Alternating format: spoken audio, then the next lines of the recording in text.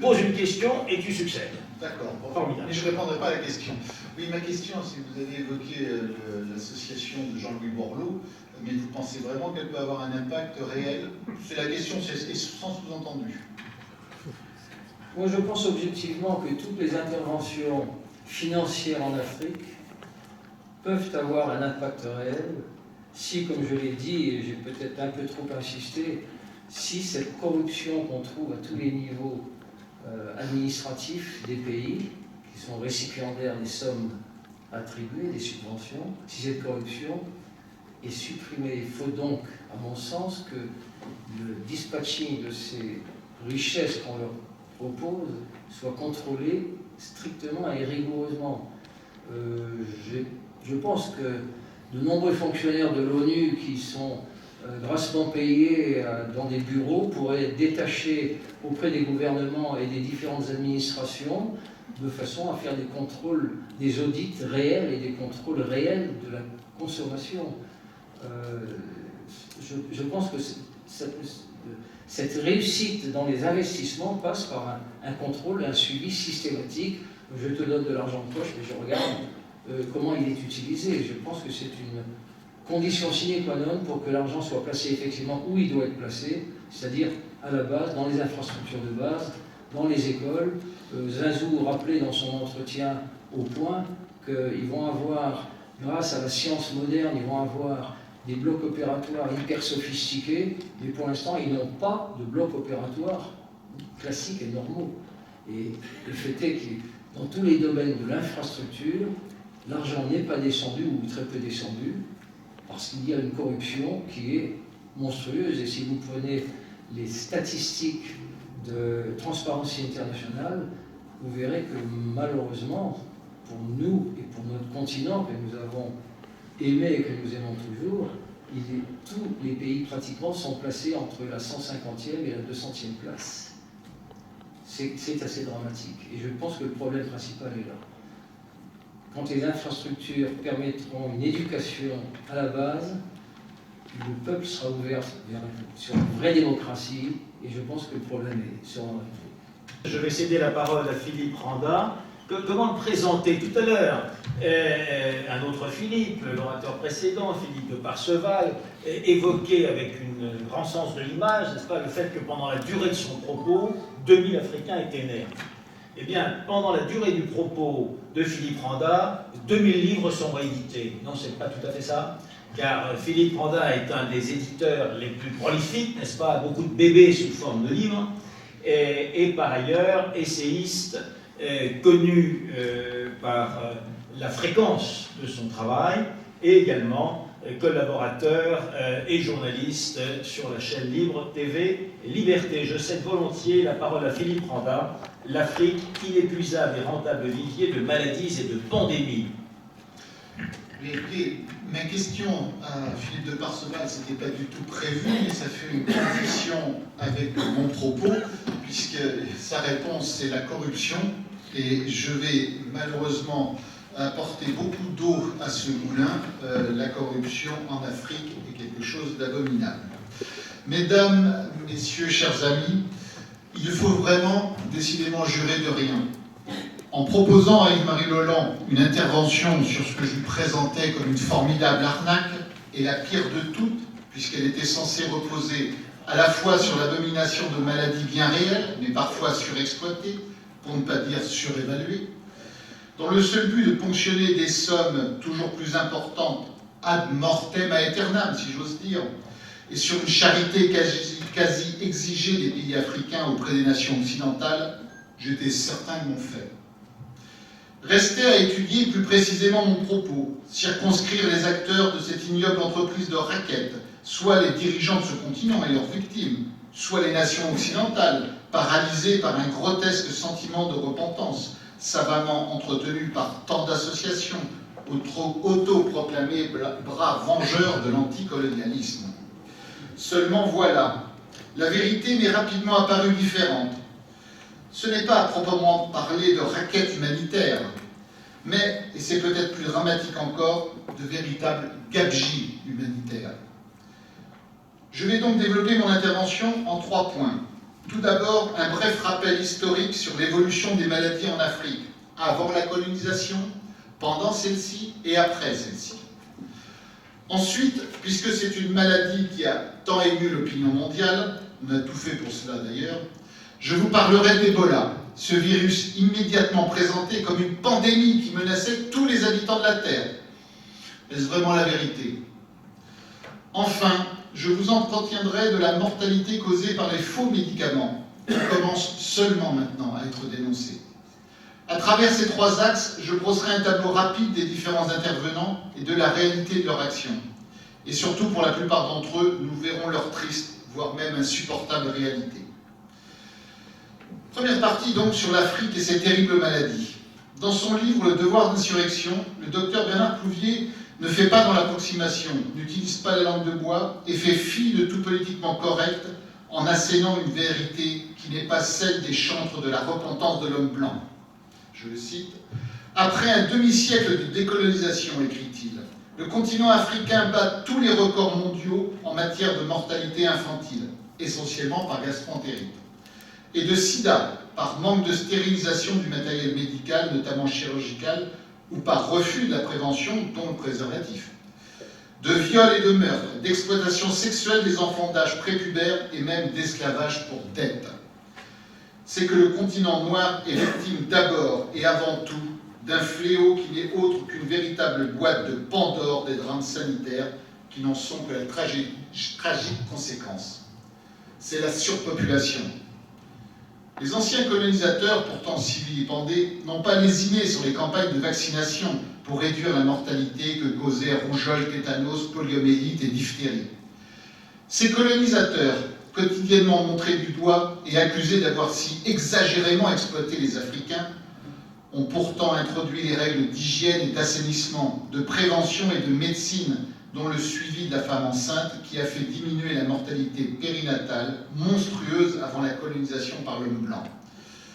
De son côté, dans une étude sur l'Afrique contemporaine parue dans la revue Espace Population Société et intitulée « Maladies infectieuses, nouveaux destins et nouveaux concepts », André Prost de l'Organisation mondiale de la santé attirait notre attention sur le retour des grands fléaux et émergence de maladies nouvelles, indiquant que si la moitié des décès dans les pays riches est due aux pathologies cardiovasculaires, les maladies infectieuses restent responsables de 50% des décès dans les pays pauvres. Je le cite également. Cette disparité est connue sous le nom de transition épidémiologique, une notion qui postule que le développement socio-économique permet la régression des maladies infectieuses, non seulement sous l'effet d'une meilleure accessibilité à des soins efficaces et d'une généralisation de la prévention, mais aussi par l'amélioration des conditions de vie et l'assainissement de l'environnement. Toutefois, des doutes sont apparus sur la validité de cette approche. Rien n'indique, d'une part, que l'évolution de la mortalité dans les pays en développement suivra le modèle européen des 100 dernières années. On semble, au contraire, s'acheminer vers la persistance de nouvelles pathologies infectieuses, en particulier le sida, mais c'est déjà vieux de 40 ans. En même temps que l'allongement de la vie et les changements sociaux et environnementaux feront le lit des maladies chroniques et dégénératives. Il y aura donc coexistence et non remplacement des pathologies, imposant aux sociétés en développement un double fardeau. D'autre part, la transition épidémiologique a un peu rapidement considéré comme réglé le problème infectieux. On observe l'émergence de nouvelles pathologies infectieuses ainsi que la résurgence d'autres que l'on croyait circonscrites, et leur potentiel de dispersion à l'échelle mondiale remet en cause des certitudes acquises. C'est un aspect qui est en effet particulièrement oublié, quand il n'est pas purement gommé par les détracteurs de l'époque coloniale en Afrique, celui de l'action entreprise et réussie par les nations colonisatrices pour un minimum soulager, au mieux éradiquer les maladies qui décimaient alors les populations autochtones. Rappelons les propos prêtés à Paul Reynaud, ministre des colonies en 1931, à propos de l'Afrique équatoriale française. Son histoire est courte et mélancolique. Le développement de cette colonie s'est heurté à une série d'obstacles. Insalubrité d'un climat débilitant, sauvagerie et dispersion des populations autochtones, maladies implacables qui frappent l'Européen et déciment l'indigène. Philippe de Perceval, qui est intervenu avant moi, cite dans son témoignage, dans son livre La dérive du continent africain, un témoignage personnel, familial, particulièrement révélateur. Je connus, écrit-il, mes Yakoma, les vigoureux, les nonchalants, les carottiers. Ils formaient des escouades avec les meilleurs comme caporaux, très fiers. Tous les soirs à l'appel, je surveillais les muscles, les ventres, les mines. Parfois, avec ma petite pharmacie de voyage, je pensais une coupure au pied ou barbouillais de pommades soufrées légales, si fréquentes que la provision fut vite épuisée.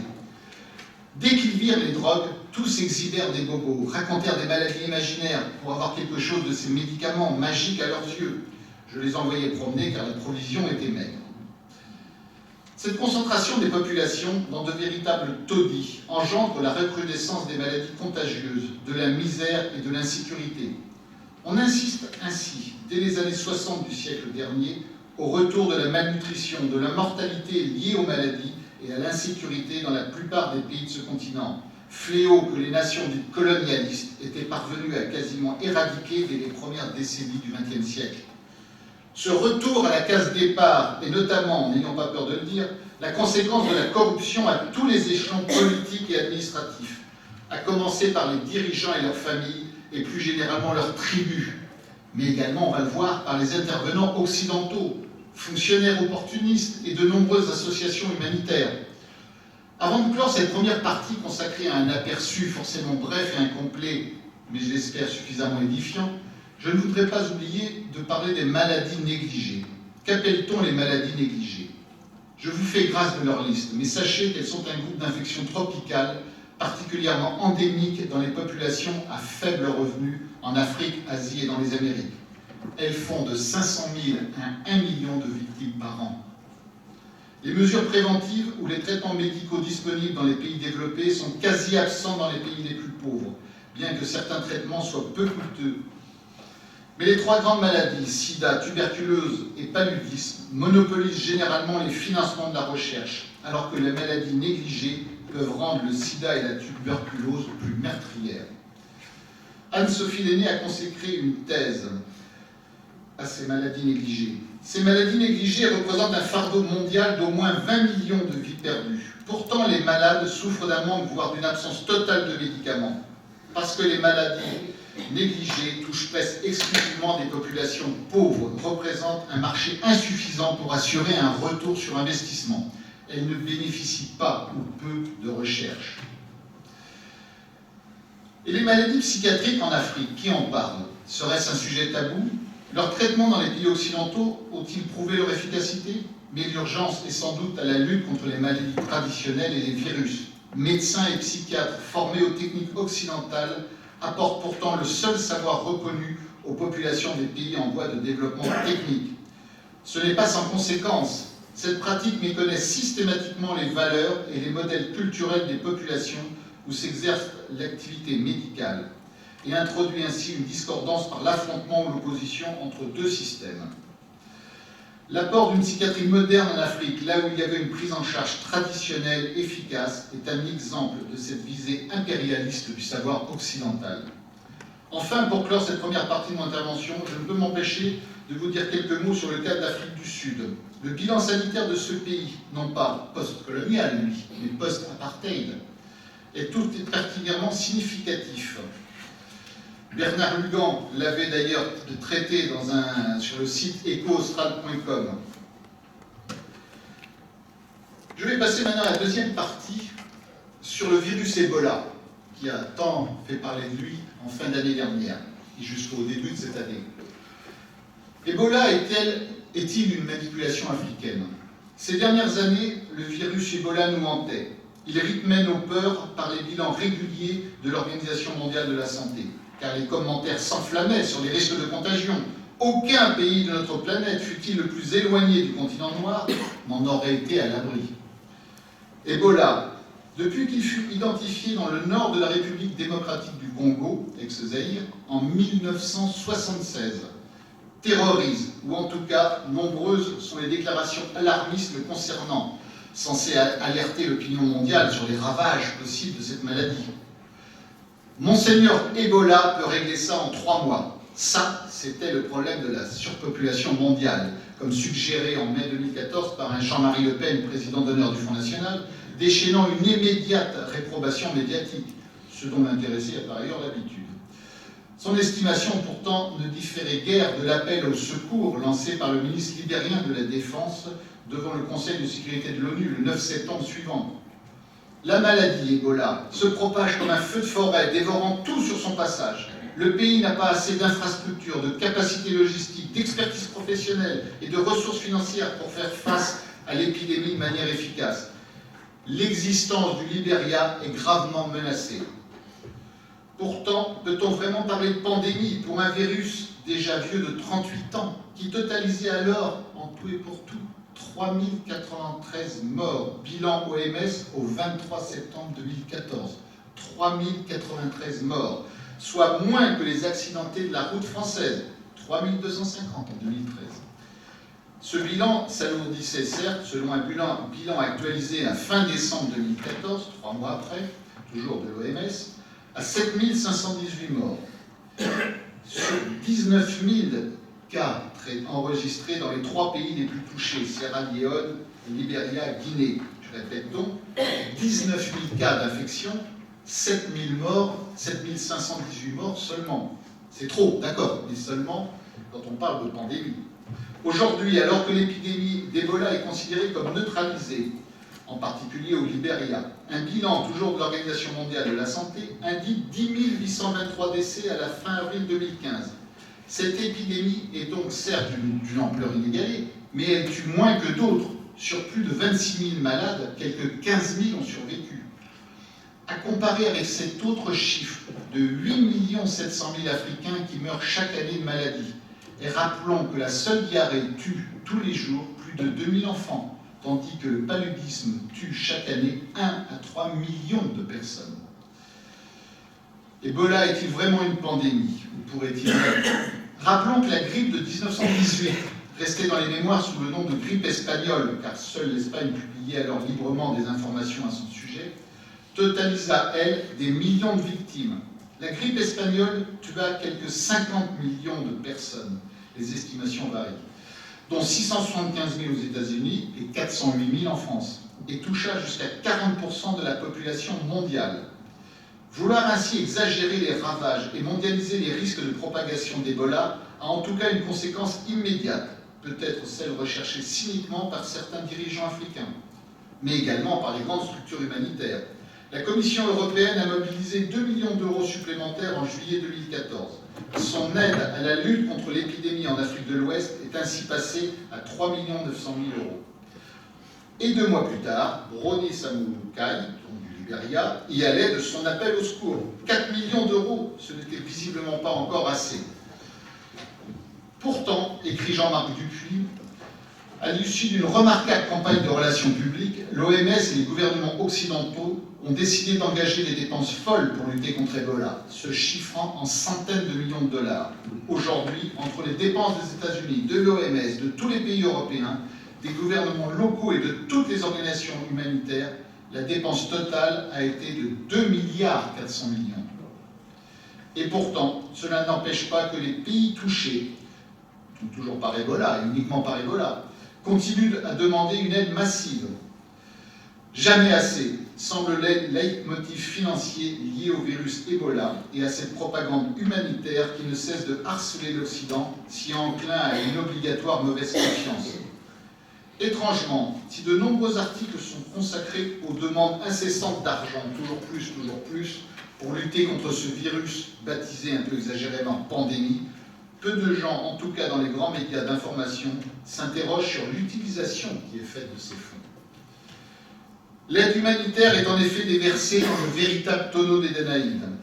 Et oui, que devient donc l'argent si généreusement alloué par l'Occident? Pour peu que l'on cherche et que l'on gratte les beaux discours officiels, on découvre une vérité extrêmement désagréable, une vérité guère humaniste, une vérité franchement honteuse. Un ami docteur qui totalise de multiples missions en Afrique m'a déclaré sans prendre de gants, c'est l'OMS et les ministères africains qui accaparent la plus grande partie de l'argent avant qu'ils n'atteignent les hôpitaux.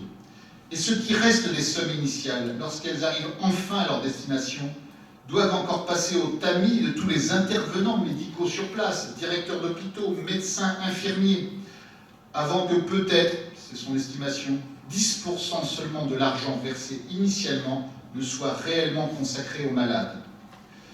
L'argent est donc dilapidé par les innombrables intermédiaires de l'arsenal administratif, soit toutes les structures type OMS, UNICEF ou autres qui sabotent de fait la plupart des projets.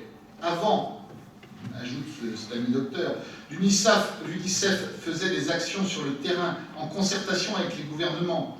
Maintenant, toutes les organisations internationales, auparavant dirigées par les Européens, se sont africanisées, abandonnant toute responsabilité et toute notion de résultat en matière de santé publique.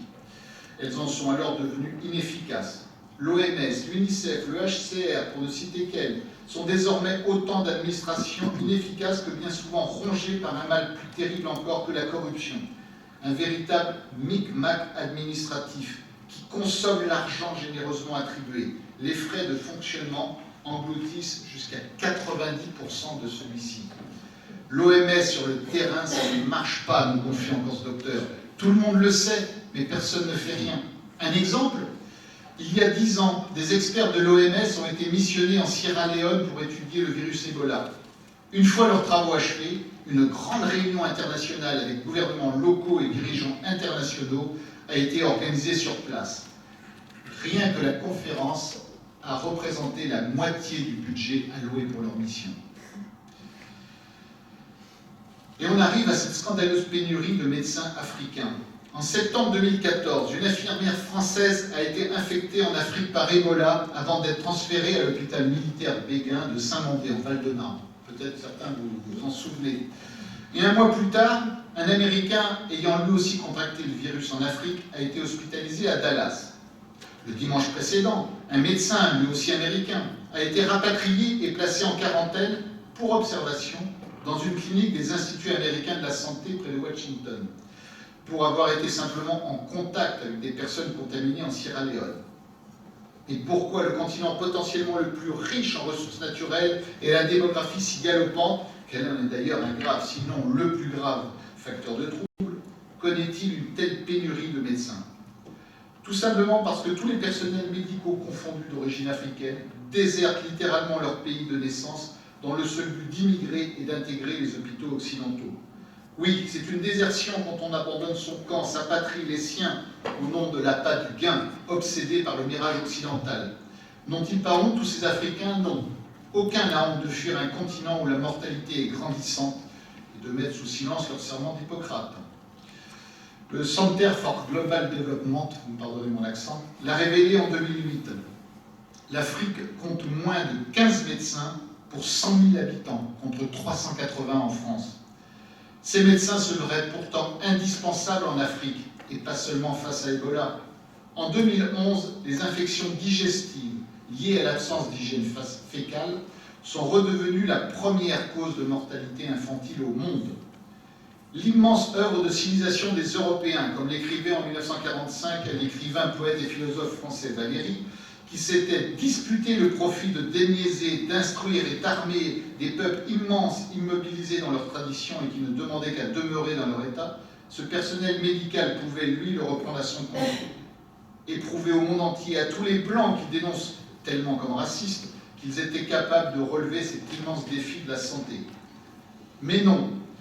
Également, Bernard Lugan, je le cite encore, avait fait un scandale sur le vrai scandale d'Ebola, et terminait cet article en disant que les conséquences de ce scandale sont clairement apparues le 26 novembre 2014, quand pour tenter d'enrayer la propagation d'Ebola, la Commission européenne proposa de mobiliser 5000 médecins européens.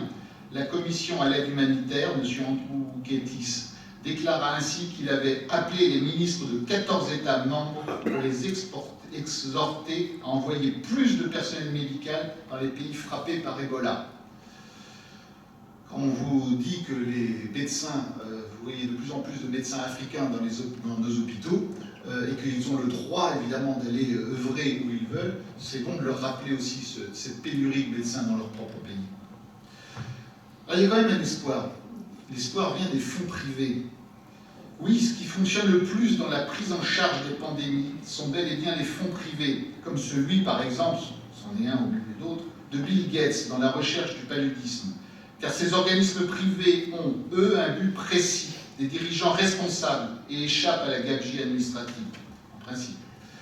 Et comble de tout, ces structures privées efficaces sont particulièrement bien vues par les grands organismes officiels, car elles permettent à ces derniers de masquer leur incompétence. Ils s'arrangent en effet pour participer à leurs actions en donnant un peu d'argent pour des projets ponctuels et parviennent ainsi aussitôt à accaparer tout le bénéfice publicitaire des réalisations. Un exemple, ce n'est pas l'OMS qui a déclaré l'année dernière qu'il y avait un problème avec Ebola, c'est Médecins sans frontières qui a déclenché l'alerte alors que le virus était apparu depuis 4 mois déjà. L'OMS a pourtant des bureaux dans les pays concernés par l'épidémie et savait pourtant très bien ce qui se passait, mais n'avait rien fait. Ces grandes structures officielles, répétons-le, sont des mammouths incapables de bouger. Ils ne sont qu'une immense chaîne de pompe à fric. C'est cela la corruption institutionnelle, et nommons-la alors comme elle le mérite, une véritable autocratie internationale. Alors n'y a-t-il vraiment aucun espoir? D'abord, sachons que depuis 1976, année de découverte du virus, jusqu'en 2014, la fin de l'année dernière, il y a eu plusieurs crises du virus Ebola, mais qui n'ont jamais fait trop de victimes, même si le taux de mortalité était inquiétant. Ebola, en outre, n'a jamais été une pandémie, car le virus est resté circonscrit à une région bien délimitée, comprenant la Guinée-Conakry, la Sierra Leone, le Libéria et un petit bout de la Côte d'Ivoire. Il n'a existé que des foyers localisés et limités ailleurs. Mais regrouper les maladies suspectées avec ceux contaminés par Ebola a favorisé l'épidémie en multipliant le nombre de cas et de décès. La grande nouveauté de l'année 2014, à la fin de l'épidémie, c'est que l'on peut désormais faire un diagnostic dès le départ. Une goutte de sang suffit. Cela change complètement la donne. Mais, dans le même temps, terrible paradoxe, l'annonce du déclin de la maladie a une conséquence aussi surprenante qu'aberrante. L'essai d'un nouveau traitement, le brincidofovir, a été automatiquement stoppé faute de malades. Un communiqué du Wellcome Trust, fondation médicale britannique qui finance la recherche, l'a annoncé. Il n'est actuellement pas réaliste d'envisager de recruter suffisamment de patients pour effectuer des tests et tirer des conclusions quant à l'efficacité du brincidofovir. De son côté, le docteur Jérémy Farrar, directeur du Wellcome Trust, a confirmé « Il est décevant que l'essai de cette thérapie ne puisse se poursuivre et il est essentiel que d'autres études de traitement potentiel et de vaccins continuent. » C'est-à-dire que pour l'instant, Ebola est neutralisé. On ne sait pas si ce vaccin est le bon. Et à la prochaine épidémie, vous verrez de nouvelles campagnes d'appel aux dons et pour réclamer à nouveau de l'argent. Enfin, dans cette troisième partie, je vais vous traiter de ce que j'appellerais les petits cadavres de la mondialisation. Outre l'accusation récente sur des militaires, pas seulement français et qui restent certes approuvés, d'abus sexuels sur des enfants, contenu dans un rapport de l'ONU en ce début d'année 2015, voilà que la Fondation Chirac pour l'accès à une santé et des médicaments de qualité, d'une part, la Fédération internationale des fabricants et associations pharmaceutiques et l'Association pour l'information sur les médicaments, d'autre part, dénoncent des dizaines de milliers de petits malheureux morts. De quoi? Du trafic de faux médicaments vendus comme des tomates ou des oignons sur les marchés. Particulièrement mis en cause un faux antipaludéen et un autre de piètre efficacité. L'American Journal of Tropical Medicine and Hygiene, l'accent toujours, se fait même plus précis en indiquant que 122 350 enfants africains ont ainsi perdu la vie en 2013 à cause des faux médicaments. Je vous rappelle, le total des victimes d'Ebola, c'est 10 000. Là, nous sommes à 122 350 enfants uniquement pour de faux médicaments absorbés en 2013. Sur le continent noir, en effet, 30% des médicaments contrefaits viennent de l'Inde et de la Chine, d'après les statistiques de l'Organisation mondiale de la santé. Mais plus étonnant encore, les experts pointent du doigt la porosité des frontières en cette période de mondialisation qui empêche toute traçabilité des produits pharmaceutiques. Toujours selon l'Organisation mondiale de la santé, 30% des médicaments dans certains pays d'Afrique ou d'Asie du Sud-Est sont des contrefaçons, et jusqu'à 60% au Nigeria ou en Guinée. Entre mai et juin 2014, une quinzaine de ports entre Cotonou au Bénin et Dar es Salaam en Tanzanie ont fait l'objet d'inspections sévères. 290 conteneurs ont ainsi été inspectés. 40% contenaient de faux produits, antalgésiques, antibiotiques, anti-inflammatoires, antituberculeux. 113 millions de médicaments contrefaits ont été saisis. Ces trafics, organisés par de petits groupes de truands ou par des bandes plus organisées, sont en progression continuelle. L'Institut français des relations internationales nous apprend que le 13 décembre 2013, sur l'initiative d'Interpol, la toute première conférence africaine sur la criminalité pharmaceutique s'est tenue à Addis Abeba, en Éthiopie.